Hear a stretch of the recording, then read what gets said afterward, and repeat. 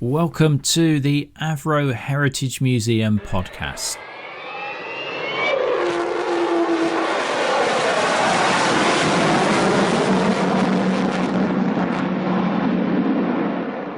Hello and welcome to the second part of the conversation that we like to think of as When Harry Met Eric. Two Avro stalwarts chatting to each other about their careers in aviation. In this episode, Eric talks about his love for early aircraft, which meant that he latched on immediately to aeroplanes such as the Avro 504 when he joined the company. And we hear about his work as a senior radio designer on systems on Nimrods, the Shackleton AEW and Vulcans. Eric also takes us through the production techniques developed in the early days of the Avro aircraft company. But he begins by asking Harry about something that reminds us that not only aircraft were manufactured at the Chadderton factory. Were you at all involved with Blue Steel? Not technically, but I was aware of everything what was going on as public relations manager. And of course, we built the Blue Steel centre at Chadderton, didn't we? Yeah. With we had large screens so nobody could see in. And it was called the W100, Weapons 100. Later became Blue Steel in the RAF. But we built them at Chadderton. But I wasn't involved technically. I was involved on the publicity side. That's all. So Eric, thanks. Right. Tell us firstly about your favourite aircraft and what your connection with and what made it special. I'd always been interested in First World War aeroplanes. When I was in my teens, I used to make models of them. So when I joined the company, I naturally latched on to the earlier machines and started collecting information on the early days. George Jenks was interested in later aeroplanes and, along with Harry, intimately involved with the history of the Lancaster. Me, I became fascinated by the Avro 504. Type numbers for Avro aeroplanes in the early years, well, Roe didn't give anything any titles, despite what it says in a lot of publications. It was only 1912, which was a couple of years after he'd flown his early triplanes, that they started to consider designations. And initially, they were referred to by type letters. In 1912, the first aeroplane that really made Avro's name was the Avro Type E. And eventually, in 1912, Avro's got a contract to supply 3 Avro Type E's to the. Yes, it was the Royal Flying Corps. Yeah. Yes, the thing was once they started to draw it, whenever the Army or the Navy bought any equipment like guns or whatever, the manufacturer had to supply a full set of drawings to produce that particular item. So when we got the order for the Type E's, we were automatically tasked with producing detailed drawings for it. The thing about that is that Roe, in his autobiography, says, we can't keep calling it the Type E. It doesn't mean anything. Nowadays, we say it's not sexy enough. So they decided that they would start a series of numbers, and to give the impression that Avro's had built a lot more aeroplanes before, the first machine, the first Type E, was renamed the Avro 500. This method of designation, from that point onwards, all the new Avro aeroplanes were given a separate type number. Projects, of course, occurred in this. Yeah, we sold a small number of 500s, which were powered by a rotary engine. And the rotary engine was effectively what nowadays would be known as a radial engine, except that the crankshaft was fixed to the aeroplane. The engine itself, cylinders, rotated around the crankshaft, and the propeller was fastened to the front end. And you can see that in the photographs in the museum. So we started out with a 500, which was powered by a 50 horsepower Gnome engine. Gnome rotor. 1913, the French Gnome company produced an improved version, which gave between 70 and 80 horsepower. So in order to improve the performance of the first aeroplane, the 500, they fitted one of these new engines, and that was given the designation Avro 504. And from that point onwards, the 504 was adopted by the Royal Flying Corps, the Royal Navy, and then later the RAF. And it was in production from 1913 right through to the early 1930s. And it served as a basic trainer for a lot of pilots at that time, including Jimmy Orwell, who was later our chief test pilot. I also read King George VI trained on a 504, learned to fly on a 504. Yes, he did. Is that right? Yeah. With the King George VI then, of course. No, excuse me, with the 504, how it really gained prominence was that during the First World War, pilots were going to France and getting killed every couple of flights. Were getting killed, and there was a chap on the Western Front, a squadron commander called Colonel Smith Barry, and he recommended that all pilots, before they came to France fighting, would learn to fly on the 504. So they set up the training school at Gosport, didn't they? At Gosport in Hampshire, which was a training so every pilot after about 1916 went to train on the 504 before they turned him loose on SE5s or Sopwith Camel, something like that. So that's why it became the standard trainer for the Royal Flying Corps, well, later Royal Air Force, of course. Yeah, another interesting fact is the very latest version of the 504, I think it was the 504N, and they stuck an Avro-built Alpha engine on it. Yeah. And they landed it on Helvellyn, and that anniversary is next year. Is it? It's December 1926, and it's flown by Bert Hinkler. Bert Hinkler till Helvellyn. And John Leeming. Yeah. And all the undercarriages modified by Doughty, who worked for Roy Dobson at the time. So if you've ever been up there, it's incredible how an aeroplane would land on that. Well, hopefully, Harry, next year we're going to plan a trip up to the summit where there is a plaque. Yeah, and then for people. So maybe you two could make it. Yeah, if I'm still around.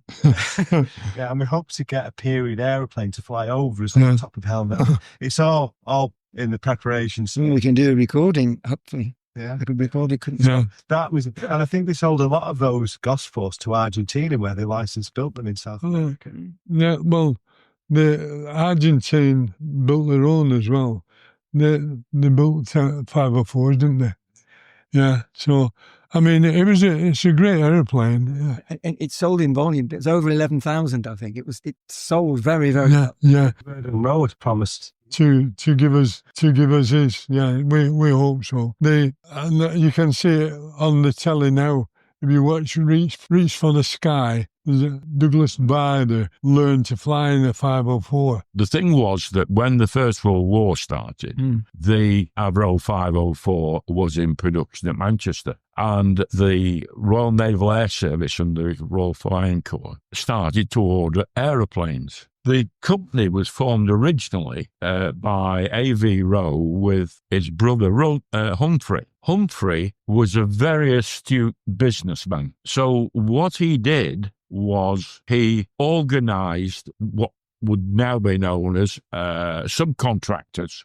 So if somebody ordered, say, 100 504s, he had a shop, a secondary company, furniture company usually, making nothing else but 504 rudders. Now, there is only a couple of photographs taken at Newton Heath, right, which actually show the machine shop. Basically, the 504s were ordered by from a number of other companies. But because of Humphrey's astute businessman, he organised a number of companies around Manchester to make all the different components. And then they were brought together at Newton Heath, where they were assembled. But that not only included Avro-built machines, it also included all the other machines. So, for instance, the Sunbeam Motor Company built 504s.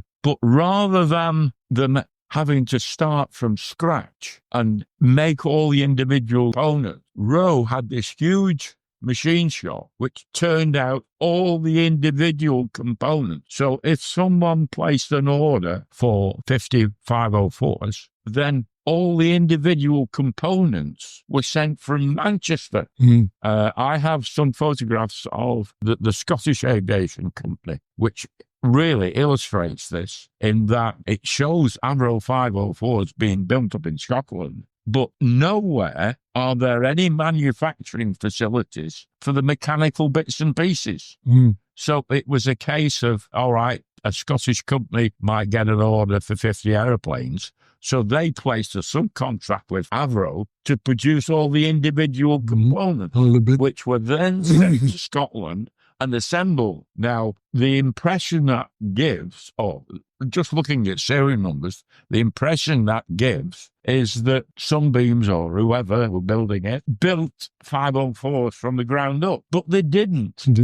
And that actually continued right through. For instance, in the late 1920s, there were a large number of 504s built in South America, in Argentina. And all that, what happened was they were sent in as knockdown components over to Argentina, and they were assembled in Argentina. They weren't built in Argentina, or should I say that, they were built in Argentina, but they were only assembled from kits. Did they do some to Russia as well? Was there some built in Russia? There's some. Now that's a different thing. What happened was that at the end of the First World War, the Russian Revolution, and we were supporting the white Russians, and we sent out to Russia a group of pilots and people, included in which were some Avro 504s. So when the White Russians were overrun, and they reverse engineered it. Effectively, they produced design drawings, and they were separate from the way that we dealt with them. Avro's made most of its money and kept going in the 1920s, supplying spare parts and for assembly of machines, and also for repairs and what have you. There is a photograph I have of, and probably make this available, of 504s waiting to be test flown here at Woodford. But they're all different. Certain ones, you can read certain ones that follow on in terms of production machines, but damaged airplanes were put back through the system and rebuilt. The photograph I've got, you can see certain early serial numbers, but then you can see, like, the consecutive, about 5 consecutive 504s, which were production 504Ns from the 1920s. Take us back, though, to a moment in your career. If you could go back to it, which is what I asked Harry, and he said the 1980s, what would be your period, do you think, and why? When I finished my apprenticeship, which involved going around all the different departments, I ended up in wind tunnel electronics. We were building bits and pieces for testing Vulcans and 748s, etc. In 1965, my boss called me into the office down here, and said to me, "We've just got an order for a new aeroplane." And they need some design staff to go up to New Assembly to do the initial design work for the Nimrod. Would you go up there for 8 weeks? Well, I wasn't exactly enamored with what I was doing at the time here in wind tunnels. And I took to it like a duck to water, and I became a senior design engineer for the installation of radio systems in Nimrods. And then when mods were done on Vulcans, the Vulcan man retired, and I said to my boss, a chap called Jim Bletcher, "Can I take over the Vulcan support?" So he said, "Yeah, it's fine if you want to." Willing hands and all that. And I used to go out with to check that modifications were done to the company standard. Going back to the Vulcan, what happened was that at that stage, that was a military airplane, and we used to always have to agree that if the RAF have done a mod on an airplane, then we agree, any minor changes, because invariably they were minor, and sign off effectively the modification drawings. And I used to go out with a structural engineer. I signed off the electrical side and radio side, and he did all structures. So that's how I got involved with Vulcan. And then we were asked to modify the Shackleton to carry the radar system, the surveillance radar system that had been developed for the Gannet. And I became the senior engineer on Gannets, on the Shackleton Mark II AEWs. So that's how I got involved. I got involved with other aeroplanes besides, because we got also involved with Jetstream up in Prestwick, etc. So, as I say, the thing you've got to be careful of is that we did a lot of approvals for modifications. Right. So that was the 504. That was yeah. So, because of my interest in early aeroplanes, I picked up all the loose ends, as you might say, like Shackletons and Vulcans. Thank you once again to Harry and Eric for sharing their memories with us. Don't forget to listen out for the third and final part of the conversation, where we find out that the process of conserving the Avro heritage started some 35 years before the current museum opened in 2015. If you follow the podcast series on your device and enable push notifications, you should get an alert when the latest episode of the podcast is available. Thank you for listening, and we hope you'll be joining us again in the near future. But for now, it's goodbye from me, Chris Beswick.